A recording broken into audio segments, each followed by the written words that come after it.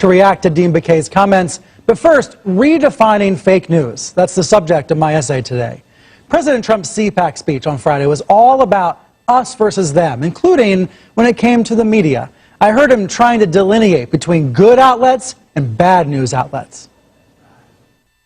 So I'm not against the media, I'm not against the press, but I am only against the fake news media or press. Fake. Fake. That word has gotten a lot of use in the past few months.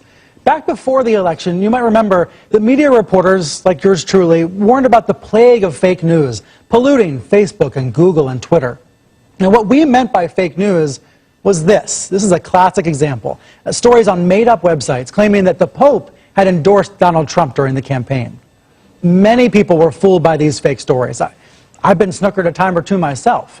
Anonymous writers invent these stories either to profit from the clicks or to spread propaganda for a government. That's the media industry definition of fake news. But after Election Day, Trump and some of his conservative media allies sought to redefine the term, and they've largely succeeded. To Trump, fake news is any story, any network that he doesn't seem to like. So let me take a minute and translate Trump for you. Here's more of what he said at CPAC.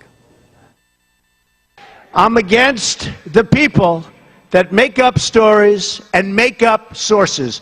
They shouldn't be allowed to use sources unless they use somebody's name. Let their name be put out there. Let their name be put out. Translation: Trump is incensed by reporting from the Times, CNN, the Washington Post, and other newsrooms, reporting using anonymous sources. But faking a source is a fireable offense.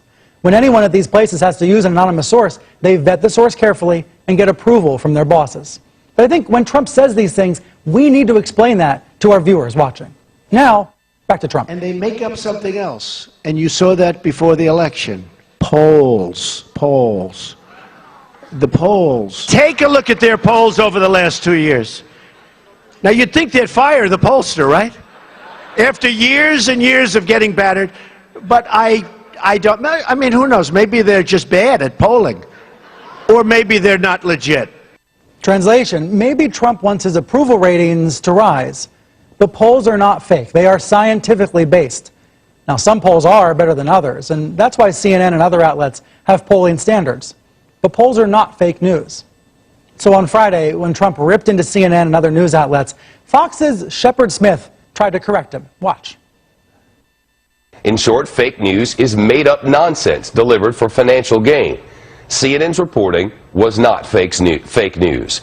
Its journalists follow the same standards to which other news organizations, including Fox News, adhere. Thanks, Shep. So I think you see what's happening here. Partisans are trying to redefine fake news as an insult, as a slur. Rather than trying to reclaim the term, experts are suggesting we all choose our words more carefully, choose our terms more carefully. This weekend at a conference all about misinformation, Claire Wardle said there's a spectrum of fake stuff out there. Check this out. Over on the left, you see satire like The Daily Show and The Onion, not intending to hurt anybody. And then on the right side, these are the worst of all, fabricated content. 100% false stories designed to deceive and do harm. Now, she defines fabricated content and that kind of stuff. That's what we were talking about when we say fake news months ago.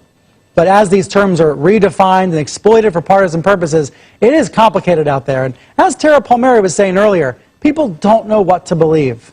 So back with me to talk more about this, Amy Kramer, political activist and co-chair of Women Vote Trump. In D.C., Bret Stephens, editorial page editor for the Wall Street Journal. And in Philadelphia, Will Bunch, columnist for the Philly Daily News.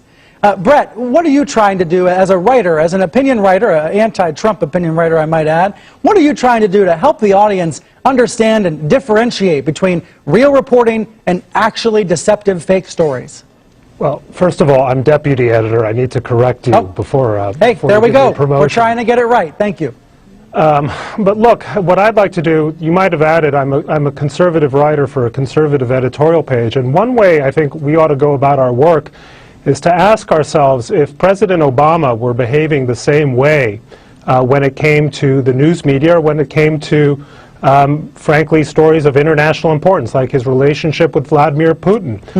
What would some of my friends on the right have to say about that? And should we not apply the same standards? We were all outraged when the Obama administration attempted to bully and muscle out Fox News from the pool, right? So we should apply a similar standard when it comes to efforts to do the same by this right-of-center administration to CNN or other news outlets perceived to be left-wing. We're all constitutionalists. I'm sure my friend on the screen also is a constitutionalist. That also means a real respect, above all, for the First Amendment and for understanding just how important, the importance that our founders attached to a free and unfettered press.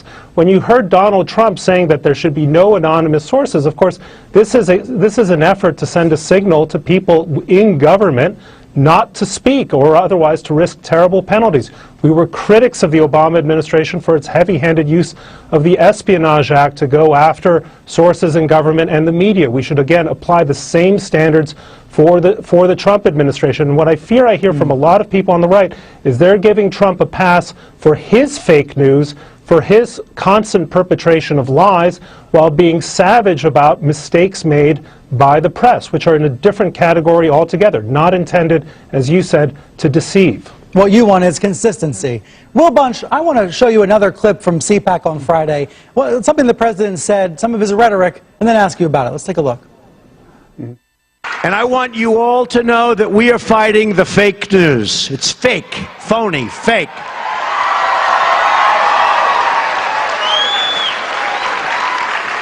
A few days ago, I called the fake news the enemy of the people, and they are. They are the enemy of the people. Will, you wrote for the Philly Daily News that this language, enemy of the people, that it has historical parallels. Tell us about that. Yeah, absolutely. I mean, if you look back, Brian, the last 100 years, going all the way back to the rise of right-wing authoritarians in Europe in the 1930s, but follow a straight line all the way to Hugo Chavez in Venezuela on the left in the 21st century, and you'll see that the first thing that authoritarian governments do is go after the media. And, there's been concerns about Donald Trump going back to the campaign that he was going to try and run the government in an authoritarian fashion. And I think when he calls the press the enemy of the American people, I think he's playing exactly into the worst of what people feared from a Trump administration. Not to get too Orwellian here, but I think what's really going on, big picture, is that the Trump administration and his advisors like Steve Bannon and Donald Trump himself are in a war to control what is the truth.